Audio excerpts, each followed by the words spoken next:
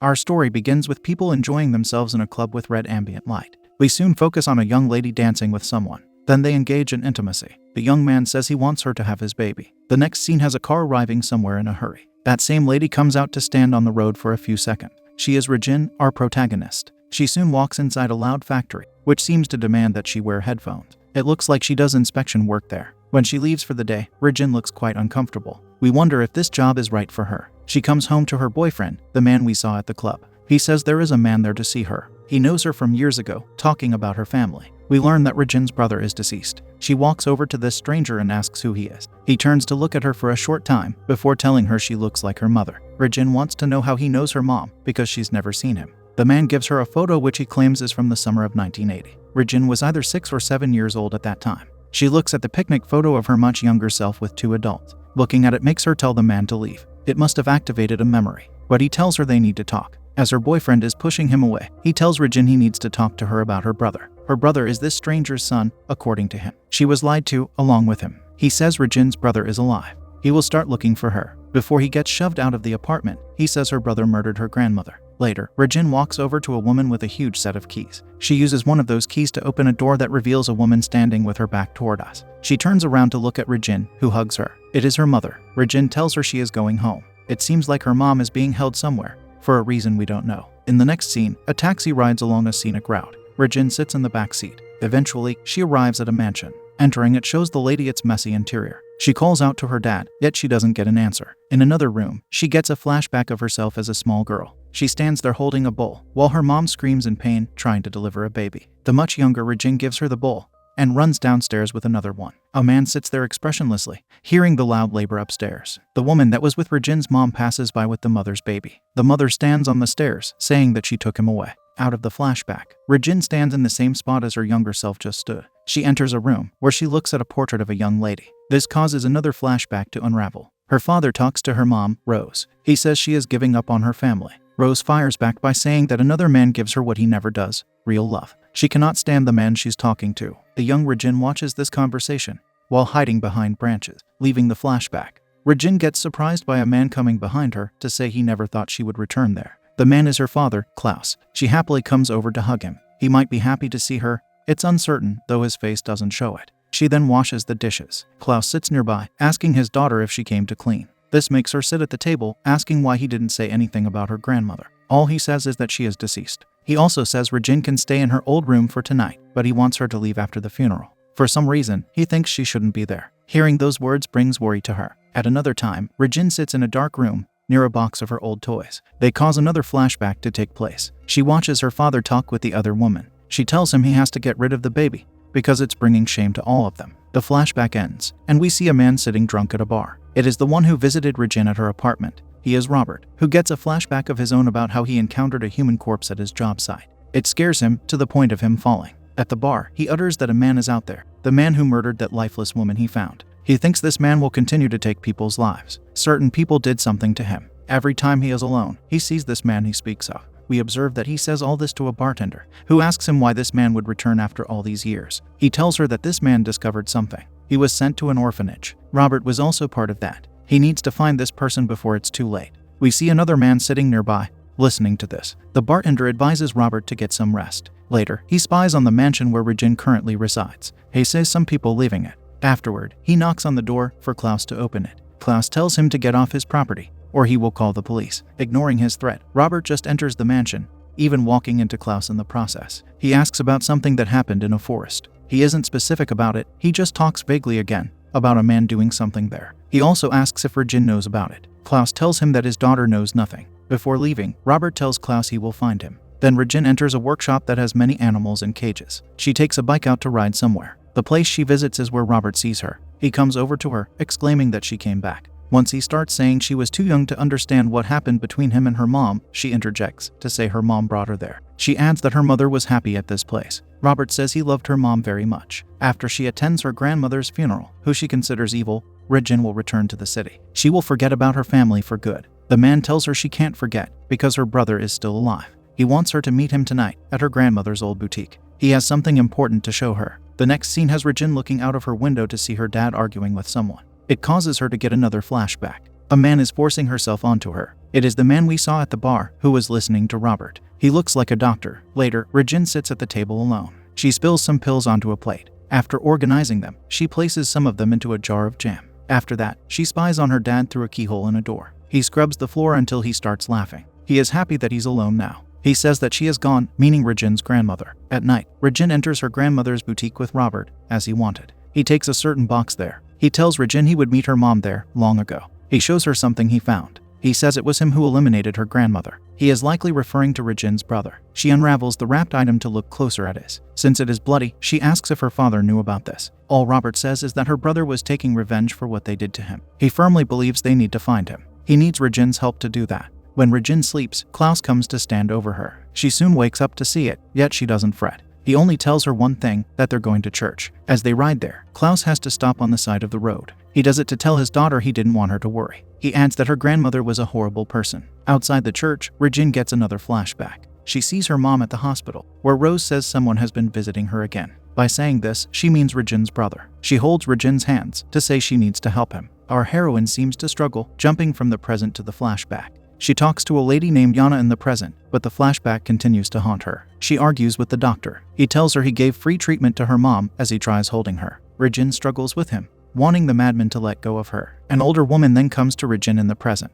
She says she thought Regine was in the mental hospital, like her mother. Before Regine leaves, Yana tells her to come to tonight's traditional dance. Back at home, she plays the piano. While sitting there, another flashback comes to her. It makes her nervous, because she remembers how she asked Robert if her dad knows about her brother taking the life of her grandmother. Following this, she comes outside to see her dad standing there. He has a lifeless deer. He wants them to eat it later and requests that she do the first cut. Presenting the knife to her, his request gets rejected. It makes him say she should not have come back. Too many things happened in the past in that mansion. She looks at the deer, which gives her another flashback of herself at work where we saw her at the start. There is a certain man there with a deformed face. He smiles disturbingly at Regine. At night, she is dressed in traditional clothing.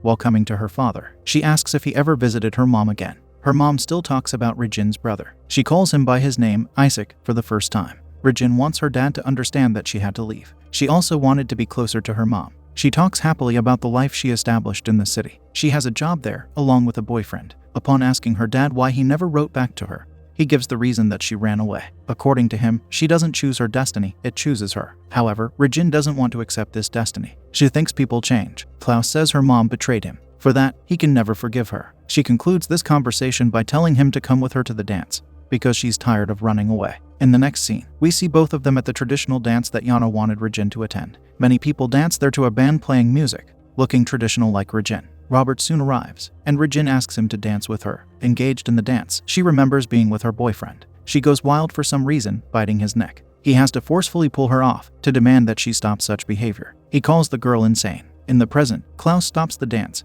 before taking his daughter outside. He says she's making a fool of herself, but she doesn't care what people think. When she says her mother was right, he slaps her. It causes her to run away. Sitting elsewhere, she remembers arguing with her boyfriend over Robert. He yells that she should get her life sorted out. Meanwhile, Klaus tells Robert to keep his hands away from his daughter. The man replies that Klaus has to tell her the truth. Klaus tells him she isn't well. Plus, they had some sort of deal. Later, Regine arrives at a cabin to knock on the door. There, she gets a flood of negative memories, how several people in her life reacted with cruelty towards our poor heroine. Soon enough, she submerges herself in the water there. The unpleasant images keep attacking her. They end with a grotesque man. With their completion, Regine emerges from the water, breathing heavily as she lies on the ground. Then Klaus holds one of the animals we saw earlier in cages. He tells it that he's sorry. We wonder why he's apologizing to it. Perhaps he will take its life. Switching back to Regine, she lies in Robert's cabin now, being asked by him what she was doing in the water. All she says is that she wants him. At another time, she watches how he argues with Yana outside, near the door. He tells her Regine has seen Isaac. Yana says that the girl has been nothing except trouble. She wants him to get rid of her. Hearing this gives Regine another flashback.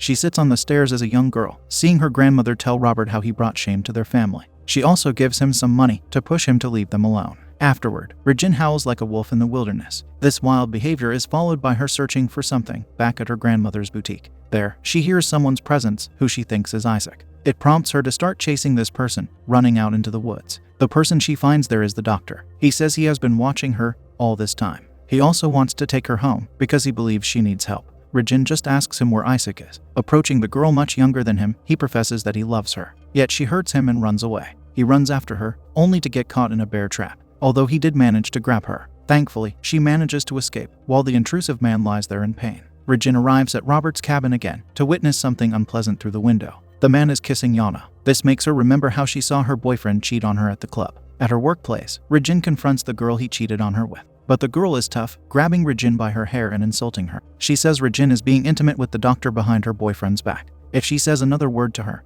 the girl threatens to take her life. The next scene has Regin lying in her bed with minimal clothing, allowing us to see the injuries on her body. A voice calls out to her. It makes her get up to walk into an empty room. She places her head against the wall and keeps hearing the voice. She finds a hole in the wall, emanating red light. She picks at it, though we don't see what is inside. Then the day of the funeral finally arrives. Inside the church, Regin hears her grandmother's voice. She says she's coming for Regin. At that moment, the girl hallucinates a grotesque version of her grandmother holding Regin by her neck, while telling her she's going to hell. Of course, she loses her calm, making her father tell her to take it easy. Yet she continues to knock things down, even throwing a chair at the crowd. Upon exiting, she seems to feel very good about what she has done. Back at the mansion, Klaus sits at the table talking to an imaginary grandmother. He says that she never liked Rose. She tried to destroy his life, along with the lives of Regin and Rose. She was a horrible person, he says. He was in love with Rose. We have never seen the man be so emotional. He complements that emotion with anger, as he breaks several plates with a hammer. After that, he resides inside a well, where he digs up a small skull. We wonder who it may have belonged to. Subsequently, Regin lies in the woods. She sees someone there. It is the grotesque man we saw in one of her many images when she was submerged. It is her brother, Isaac, who tells her she is beautiful. He has an unusually high-pitched and distorted voice, which he uses to tell his sister he is in danger. In response, she hugs him, and he hugs her. Back at the mansion together, Regin tells him she was told he was deceased. She should have done something. Isaac says that Robert knew. He calls him a bad man. It angers him, to the point of knocking many dishes off the table. He wants his sister to know that Robert tricks people. Our view switches to Robert. He comes over to a bookshelf to start breaking the wall behind it. Doing this allows him to take out some hidden money. He burns it for an unknown reason. Following this, he drives to the mansion. He walks inside, where he takes out a shotgun from the cabinet. The man opens a door to an empty room, whispering to Isaac that he's there. He wants his son to talk to him. Then, an unseen person knocks him out with a shovel. Back to Regin and Isaac. They lie in bed together. We travel back into the distant past, following the young Regin as she ventures into a basement to look at baby Isaac. She walks with him somewhere, while the adult Regin watches her younger self do it. This imagery causes her to enter Yana's house. There, she looks uncomfortably at the boy. Yana sits near her, asking Regin what is wrong, but her voice is muffled due to Regin being out of her mind. Once Yana sends the boy to his room, Regin can hear properly again. She tells Yana that Isaac was hidden in a basement. Yana responds by taking the girl by her face, asking her what's going on. When she gets up to talk on the phone, Isaac appears there. He tells her she was crazy to mention him. Yana could do something awful now. His appearing there suddenly like that should make us question whether he is real. Afterward, Klaus finally visits the mental hospital to see Rose. He talks gently with her, telling her to look at him. He says she won't bother them anymore, meaning Regin's grandmother. He took care of the problem. Rose, however, is not responsive to anything he says. He wants her to forgive him and move back home. His final words are that he buried Isaac. That skull he retrieved from the well very likely belongs to the baby. Therefore, Regin is similarly likely to be hallucinating her brother. Upon hearing everything, Rose screams in agony. Klaus is saddened too. At home, Isaac looks at the portrait of Rose which his sister looked at earlier. In the meantime, Regin suffers in bed. He gets angry when he says Regin wasn't good enough for Rose. It makes him drop the portrait, shattering it. He then yells for his sister to stay still in bed. He puts his head on her body, crying. Soon, though, his crying turns into laughter. The next scene has Yana lying lifeless in her home, with the police walking in. An officer tells the doctor outside that his son said it was done by the monster from the forest. We switch to Regin, sitting near Robert as he occupies a cage. He asks her where Isaac is. Since he's in a very wounded state, she hands him a bowl of water. Later, she tries to start the truck, yet Isaac is there to grab her. He soon has her in a different location, where he collects a hook. It's time for revenge, he says. Regin just shakes her head in fear. Shortly after, she comes to Robert in his cage and slams on it with the hook. He keeps asking where her brother is, until he says she's insane. We observe that he might be correct, because she behaves out of her mind, swinging the hook around. Images of the grotesque Isaac haunt her. It doesn't take long for her to crouch on the floor, not bringing any harm to Robert. At another time, she lies on the floor elsewhere in the mansion. She hears the doctor banging on the door. He tries to open it.